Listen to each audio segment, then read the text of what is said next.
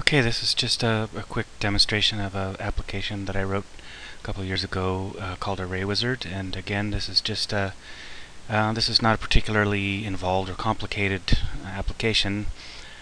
Just an example, really just an example of the sort of things that are pretty easy to do. Well, I shouldn't say easy. It did take me 4 or 5 days to code it up, but it's something that you can do, in MATLAB at least much more easily than you could do, for example, writing in C code. So what this application does is just a quick way to model an array of drivers. You can choose an array length, number of transducers, and various parameters, which I'll go over quickly, and then you can just hit run and it'll quickly model it. It's much quicker than, for example, you could model something like this in any number, a Bose modeler or ease or whatnot. It would take longer, and it would take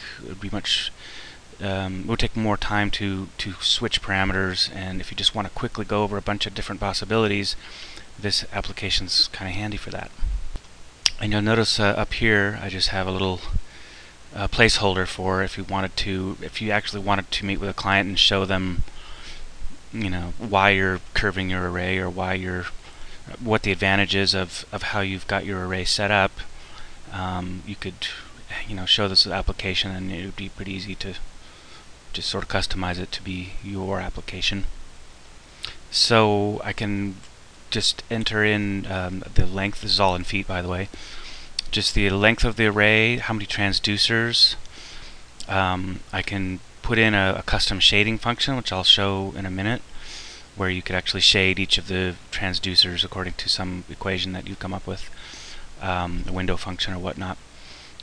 You can tell the application where do you want to measure your polars at, what distance do you want to measure your polars at. You can set up the start frequency for the polars, and you can tell it how many third octave bands to calculate polars for. You can determine what resolution you want to use for your calculations. Obviously, a 10 degree would run faster, but 1 degree would be more accurate. You can also, for the generated polars, you can smooth them at 1/3 octave if you want to get a better idea, instead of looking at some particular very specific frequencies, which is what the polars plot at. You might want to say, well, I want to look at ranges of 1/3 octave so I get a better idea of what's happening between the frequencies of calculation.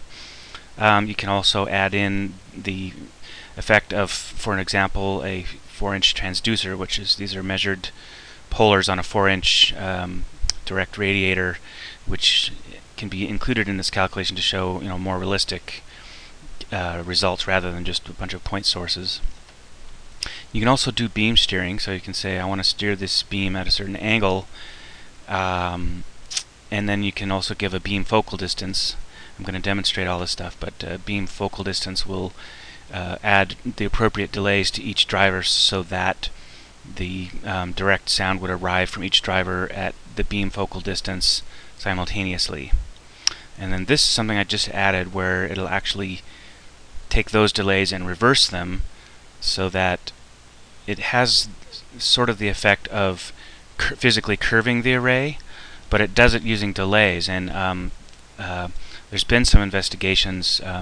Don Keel, for example, has done a number of simulations where he shows that using these delays actually gets you a result that's fairly close to what you would have gotten had you physically curved the array. And it's, of course, much easier to curve the array virtually, so to speak, rather than to physically curve it.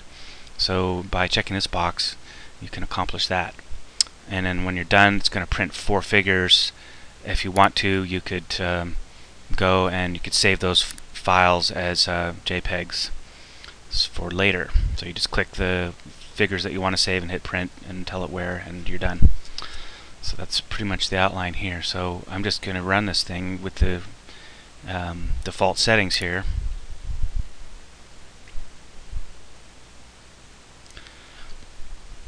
Runs pretty fast. The first plot is a representation of the shading function, which in this case is just all ones because I haven't entered anything yet.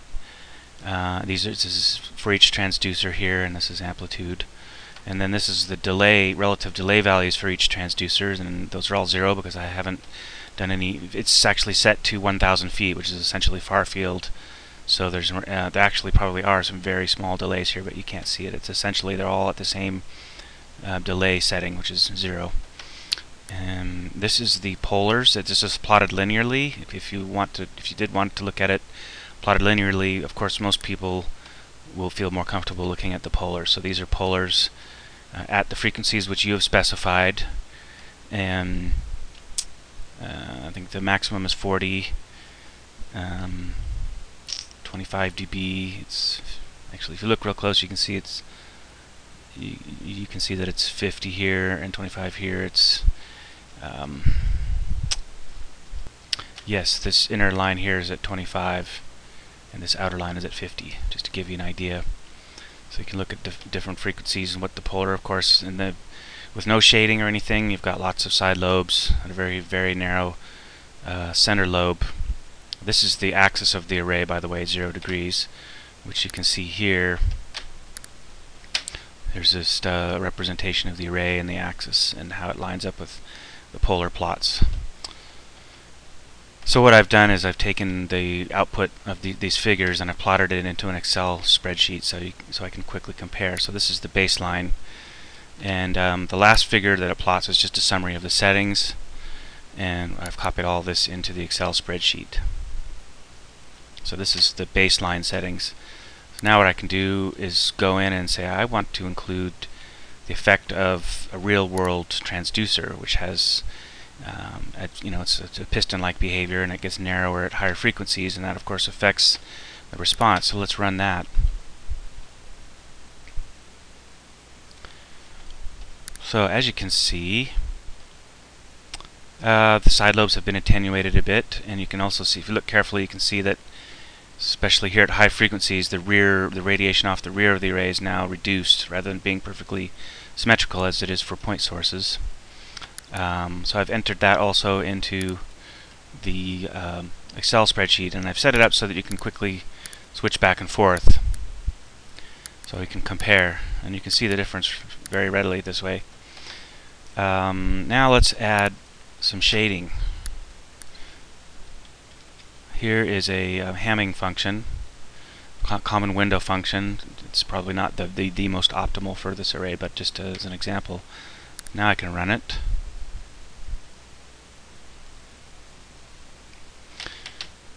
Now you'll notice that you can see this weighting function here. Still no delays, but now we've added a weighting function, and as you might expect, the arrays have smoothed out, or the polars have smoothed out quite a bit. Well, not all, but almost all of the side lobes are gone. This is a much more desirable response for the array. I've also entered that into the Excel spreadsheet. So now baseline, go to real drivers. Now we add a shading function. Wow, big difference there. So now let's try focusing the beam. I'm going to set it back to 0 degree beam angle, so straight ahead. And instead of having this thing focused at 1,000 feet, which is essentially no focusing at all, it's a 4-foot array. Let's focus it at 10 feet. So the measuring distance is at 10 feet, and the focal distance is at 10 feet. And I'm going to, just for clarity, let's just set this back to no shading function. And let's run that.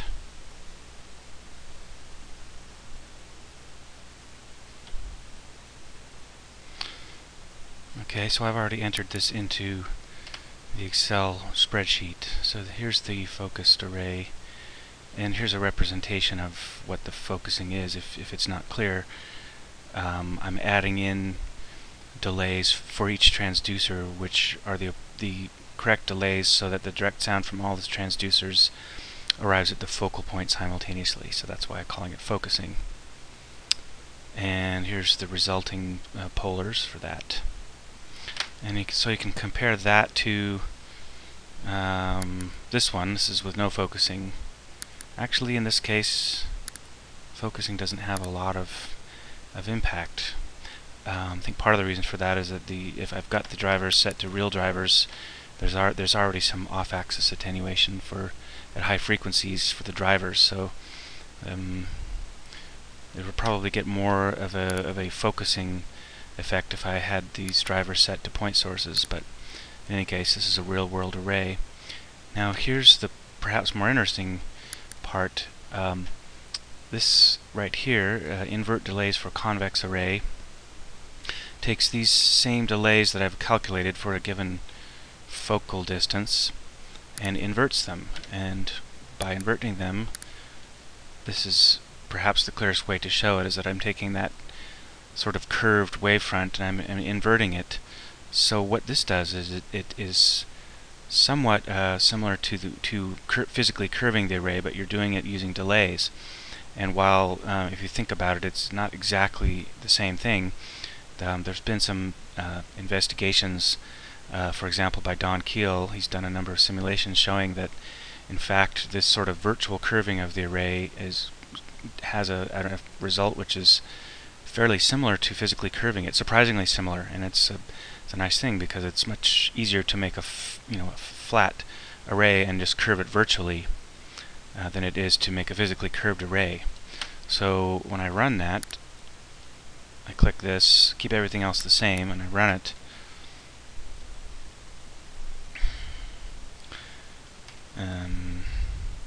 You can see these delays are, there's actually more delay on the outer drivers, which is what we're showing here.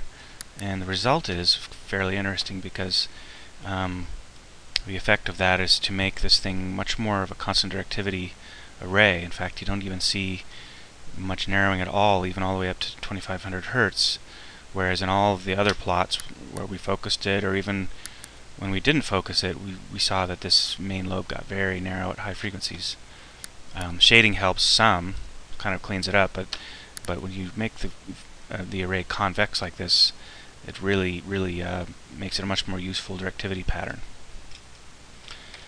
And that's pretty much it. I mean, of course, you can play with this thing. It's actually quite fun to play with, to just try different things and see what the effect is. And some of these are, some of them will be intuitive, but some things are not so intuitive when you're combining beam steering and focal distance and inverting the delays and maybe adding a shading function. I would defy anybody to predict in their head what it's going to do. So it's really quite a useful little application.